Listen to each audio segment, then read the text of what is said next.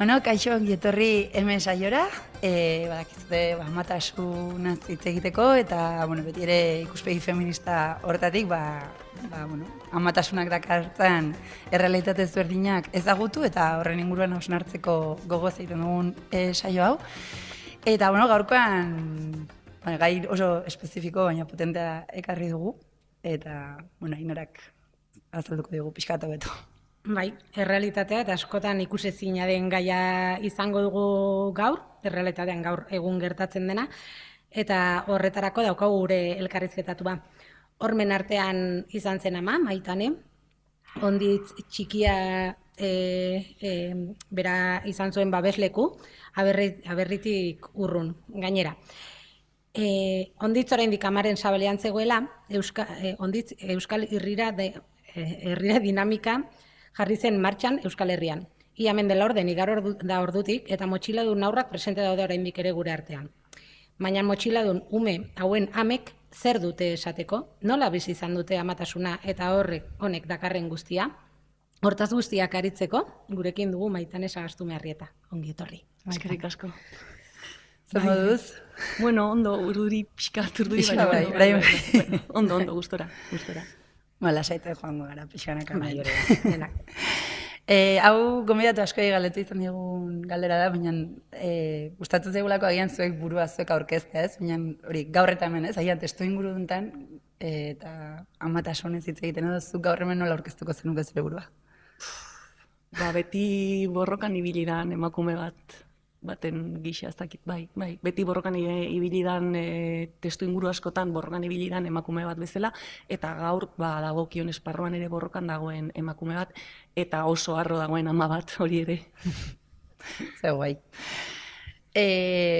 Hori, buelta asko gabe, zuzenean azkenean zuk gaur gurekin partekatzeko duzun esperientzia, ez? Hori da, kartzelan ama izatearen, ez? Kojuntura hortatik.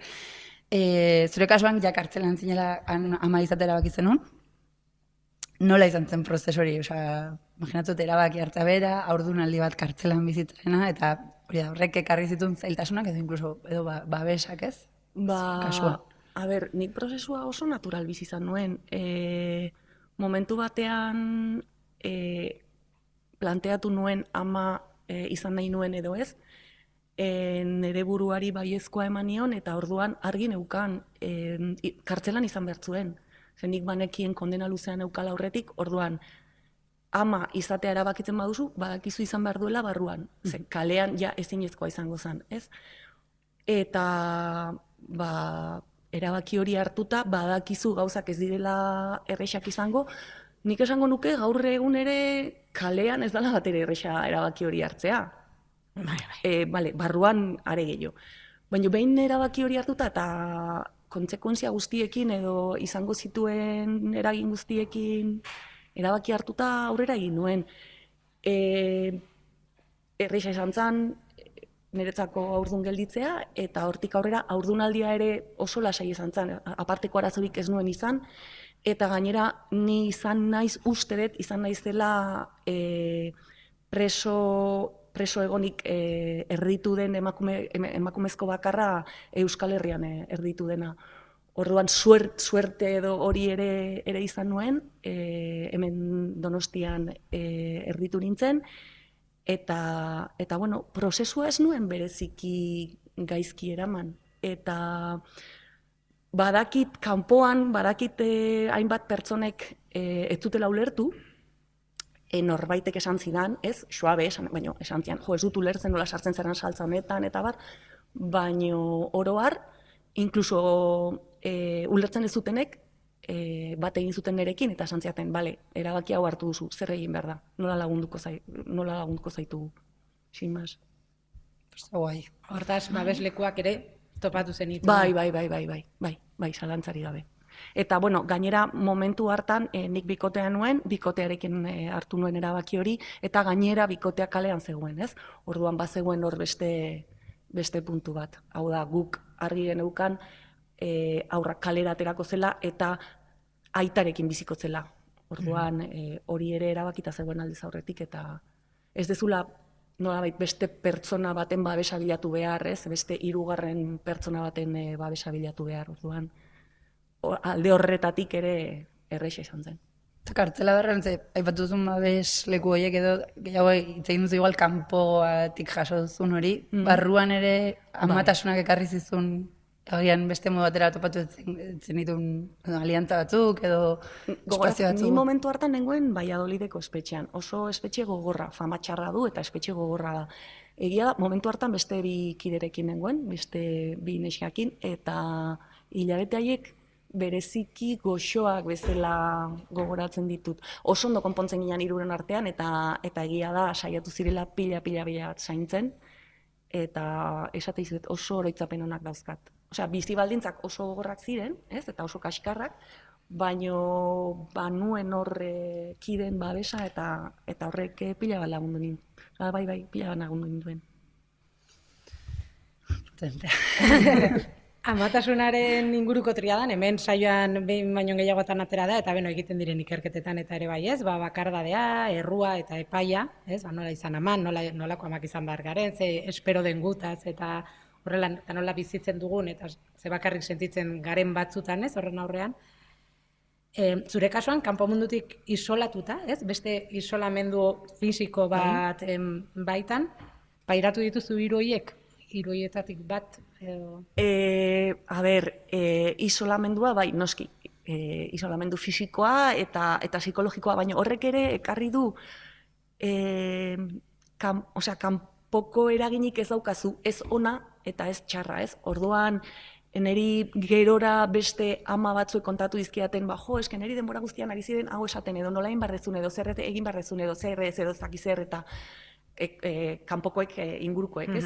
Nik guzti hori ez nuen izan. Inorketzian esaten, eske egin barrezu, estea, zakizer, hola, zakizer.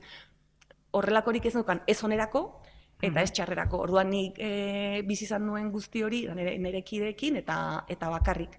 Horrek badauka bere alde ona eta horrek badauka bere alde txarra. Erruduntasuna igual sentitu izan dut gehiago aurra izan eta gero. Batzutan horrelako egoera zailetan, eta pentsatu, ostras, zergatik egin dut nik hau. Gehien bat, semearengan izan altzuen eraginarengatik, ez? Ez naiz ari behar nuen bezain beste babesten, ez naiz saiatzen behar bezain beste, saiatu beharko nintzateke kartelaren aurrean gehiago borrokatzen gauza gehiago lortzeko horrelakoak. Baino dira momentuak, justu momentuak. Kuriosa da, esatu zuna, nik uste du saio baten baina gehiago atera dela, ez? Da pixkat harritzen gintuena, espero genuen heteropatriarkatu kontzeptua etengabean aterako zen eta atera da, noski? Baina kontsumismo eta kapitalismoa da atera da pila batzutan, ez? Amatasun eta zitze egiten ari garen hontan. Eta gian batzutan, kanpo mundu erotik isolatuta egotea, hortaz ere babestu egiten zaitula puntu baten, ez? Hortatik etortzen diola gaur egungo presio edo, esaten duen triada honen inguruko epai, erru eta gauza horietako asko, ez? Askotan igual hortik sortu direla. Epaitua nintzen sentitu, esate dizuet, baten bat etorri zan bisitara eta esan zien, nola sartzen zara horrelako mobida batean ez dakizer, baina epaitua agian gehiago, ez da epaitua hitza, agian gehiago kaleratera naizenean jendeak beiratzi zaitula como ze gauza egin dituzu barruan, ze dakizer, ze hau saurta ez dakizer, eta aurreko gunean nire esperientzia berdina pasa izan zuen beste kide batekin telefono zizketan, eta esaten zidan, jendeak askotan esaten dit, ke fuerte eres, kokotaren nio nago hori entzuteaz, eta egia da niri ere askotan gertatu izan zaidala, eta askotan pentsatu dutela, ez naiz zuek pentsatzen dezuten bezalakoa. Epaitua ez txarrerako baizik eta agian gehiegi goraipatzen zaituztelako, eta ez da ere, hori ez da. Ez dakizuten nola sentitu naizen barrutik, ez pentsa naizela, ez kristona, ez da. Epaitua sentzurretan, igual bai, baino epaitua sentitzearen alde negatibo hori ez, zein dezu edo zertan ari zera, zertan ari zinen pentsatzen hori ez. Hemen epaia hitz egin denean eta horrela bada erabakiak hartzen dituzunean, ez, behin baino gehiago, lan egingo dut, ez dut lan egingo, ez, eszedentziak hartuko ditut, ez, horren aurreko... Eske gure kasuan guzti hori... Determinatua dago, ez? Hori da. Gure kasuan zalantzan jarri daitekena edo jendeak ulertu, agian ez duena ulertzen da, zergatik hartu dezun erabaki hori horrelako egoera zailetan. Baina gainontzeko guztia, gure kasuak hain xelebreak edo bereziak direnez, hainbat erabaki ez dituzu hartu behar. Nik enuen pentsatu behar izan, jarraituko du lanean ez dakiz zer. Ni momentu hartan ikastenari nintzen, eta ia ikasteari utzi niola, baina, bueno, hori ez da berdina. Baina, bueno, egian, justu adinak aipatu ditu nolako erabaki horiek ez, baina badira beste batzuk txikitasuna baina asko datera izan direla hemen ez, ez bularraman bai edo ez, porteoa egin nahi dut bai edo ez, olako txikitasun horiek, agian, horiek bai, horiek ze puntu daño, eta igual hori ez, ulertzeko iruditegiari, askorentzako burruna, zein izan zen zure realitatea, nola zen zure hartatzen, nola izan zen zure aurdunaldia espazio, bizipen hortatik. Hain gutxi genituen eta hain, barruan bizi izan ez tan norbait oso zaila da asaltzea nolakoa dan barruko errealitatea. Porteoa ingo nuen edo ez, garai hartan, barruan ez genekien hori existitzen zenik ere. Orduan, esaten zenuen, bueno, aurra hemendik area edo nolabait mugitu egin behar dut. Nola mugituko dut? Bueno, betikoa ez, pentsatzen zuna, karrotxo bat. Ezin duzu karrotxo bat sartu. Nola ingo dut orduan, besoetan, baino besoetan batzutan nekatu iten zara. Bueno, karrotxo emango izugu, hartu edo ez hartu, hau, daukazuna, pues karrotxo hau. Gauza pilo bat ezin ditugu erabaki. Bularra eman edo ez, bueno, printzipioz, ni beste bikiderekin egon nintzen, eta lehenbizi ni, gero beste batek ere erabaki berdin hartu zuten, eta amak izan ziren. Orduan, kontutan izan da, biberoiak lortzeko, gero esterilizatzeko, erosteko edo barrutik edo kanpotik sartzeko zeuden araz guztiak kontutan izan da, gure erabakiak ziren ez zegoelako alternatibarik, orduan albaldin bada bularra emango diot, azken finean denbora guztian berarekin nago, eta ezin baldin bada, orduan hasiko naiz eskatzen, bibero, jaztaki zer, bestea. Gure kasuan, batzutan ez dituzu erabakiak hartzen, erabakiak hartuta daude. Ez dakit nola saldu. Ulertzen da, eta esate duzuna, onerako eta txarrerako. Eta gerora bai ikusi izan ditute porteo egiteko erailtzen, eta pentsatzen du, begira. Baina guke guzti horiek ez denituen ezagutzen. Orduan, zan, nola mugitu aldut aurra leku batetik bestera. Eta gauzak lortzeko eta ez azkenean gartzela bada eredu oso androzentrikoa dauka, gizonezkoentzat diseinatuak daude. Bai, gizonezkoengatik eta gizonezkoentzako. Bai, nola izaten dire... Dan arazoak. Emakume izatea arazoa da. A ber, espetxean, emakumezkoa izatea arazoa da. Espetxeak ikusten gaitu arazoak bezala. Emakumezkoa izaten bakarrik, Eta emakumezkoa eta ama baldin bazara, arazo bikoitza zara. Emakumea izateagatik eta gainera aurra izan duzulako edo aurra daukazulako zurekin. Gero sartu gaitezke emakumezkoa ama eta preso politikoa baldin bazara, bueno, izan daitezke... Abizen gerozta gehiago. Bai, hori. Baina, a ber, zuk esan dezuna, gizonezkoentzako pentsatuta dauden lekuak dira. Orduan, normalean, espetxe batean, orain dela hainbat urte, espetxe batean ziren modulo pilo bat eta hor txertatua nolabait, iaia kuina bat bezala sartuta emakumezkoen modulo bat, batzutan bi, normalean bat. Nik dakidala oraindik Espainian zentro bakarra dago, danak emakumezkoa direnak, abilan dagoena. Gainontzekorik uste dut ez dagoela.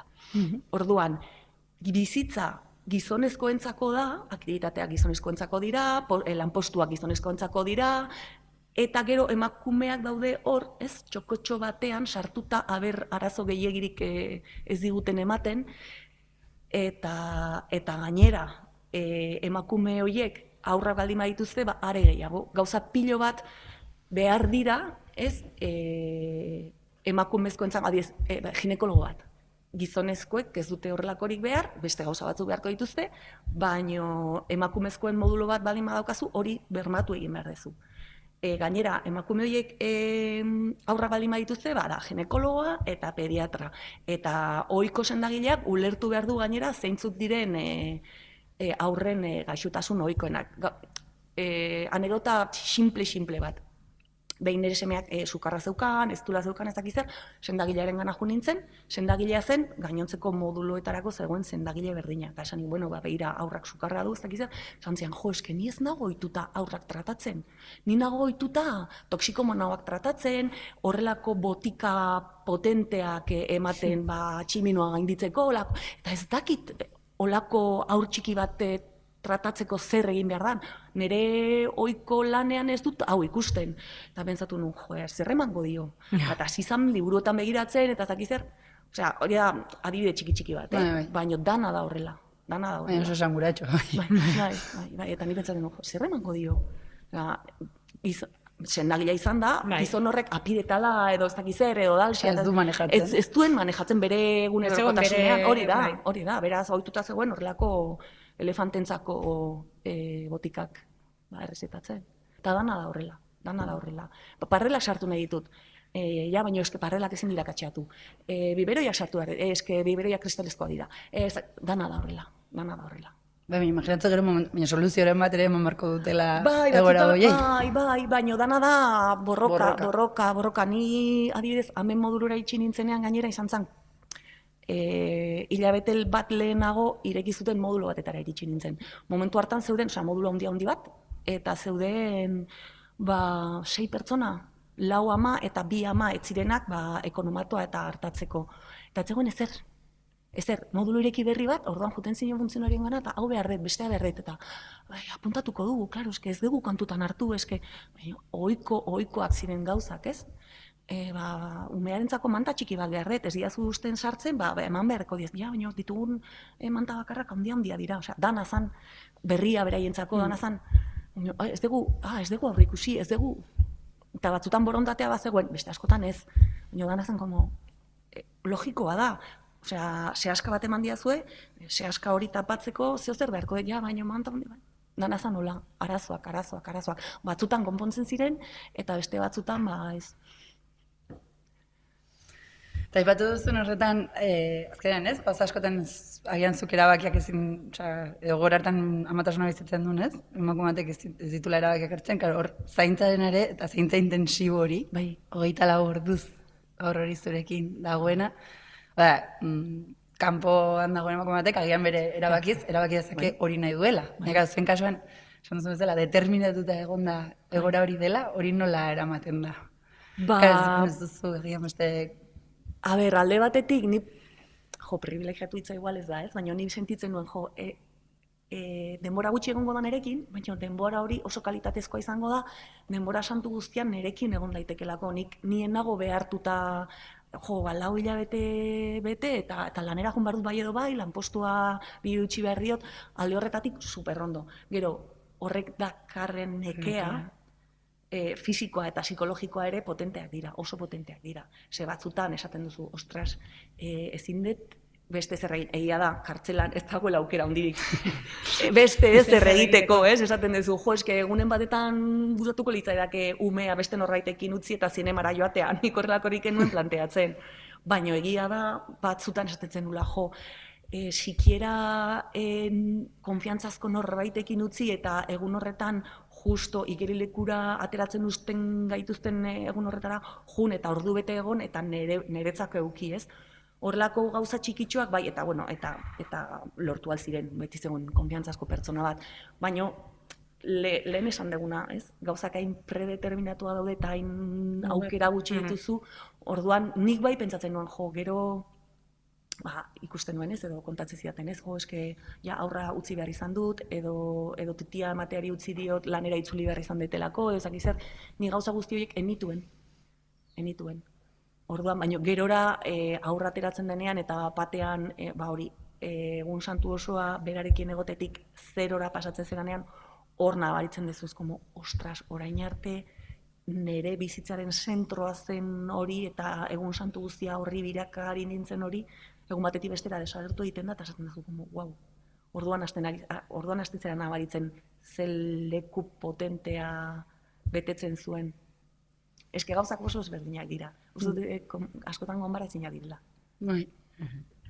Eta hortara gindazten igual, ez? Horrengo galdeakin hori da, pixkat, hori da zurekin egon den bitartean. Bai.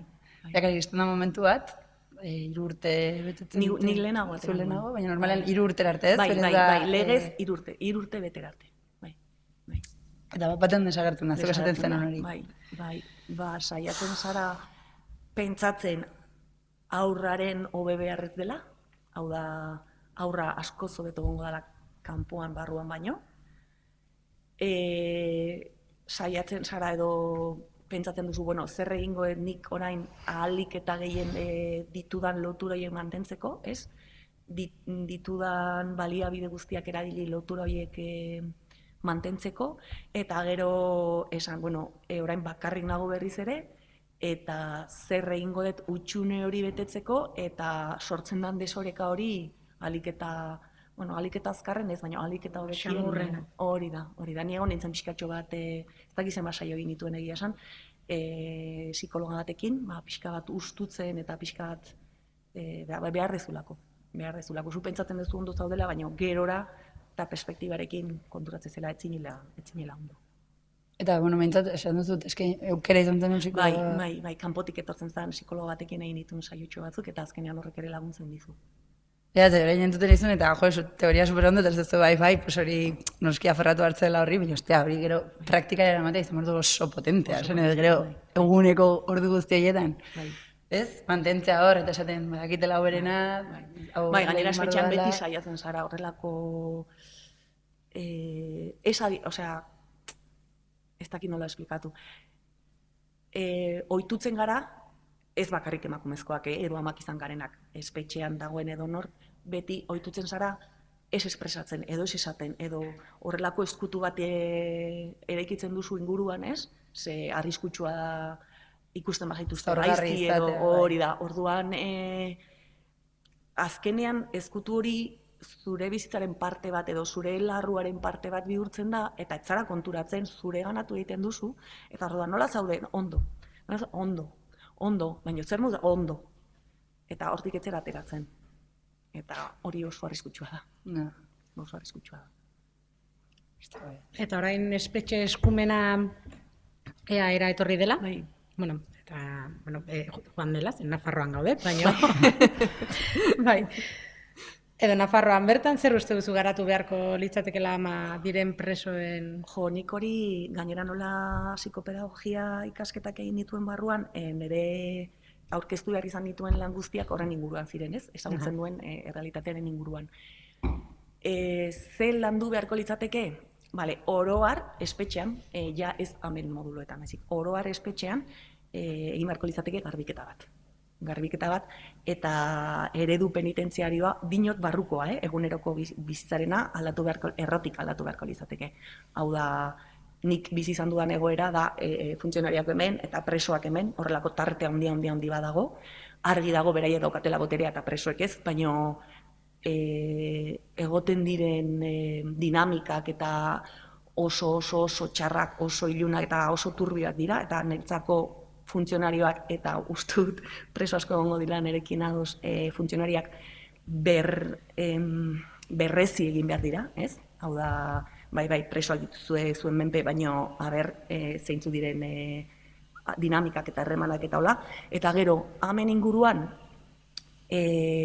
agian egon daitezke amak diren hainbat preso netzako eredua izan behar du espetxea, oroar jende guztiarentzako eta are gehiago ama diren emakumezkoentzako izan behar du azken alternatiba.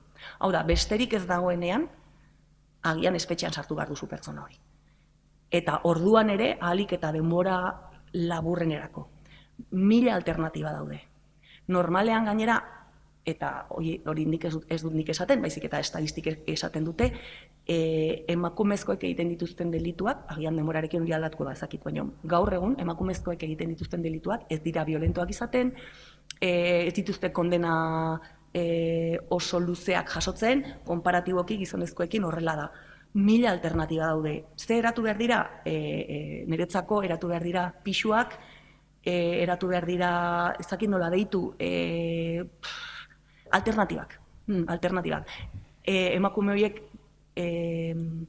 agian kondena edo kondenare zati bat bete behar dute, ez du zertan espetxean izan behar, izan daitezke horrelako beste dispositibo batzuk, horrelakoak, eta horrek ekingo luke, osea, aurrek bizitzen dituzten hainbat egoera ekingo dituzte. Baitugu azkeneko 3 galdera labur, konbidatu guzti larazten dizkizu egunak, eta, bueno, lehenengo izango zen, zure kasuan, egon ote den zerbait, zula, jo, eta esperatu izan baziaten ama izan baino lehen, eskertu izan zergela jakitea.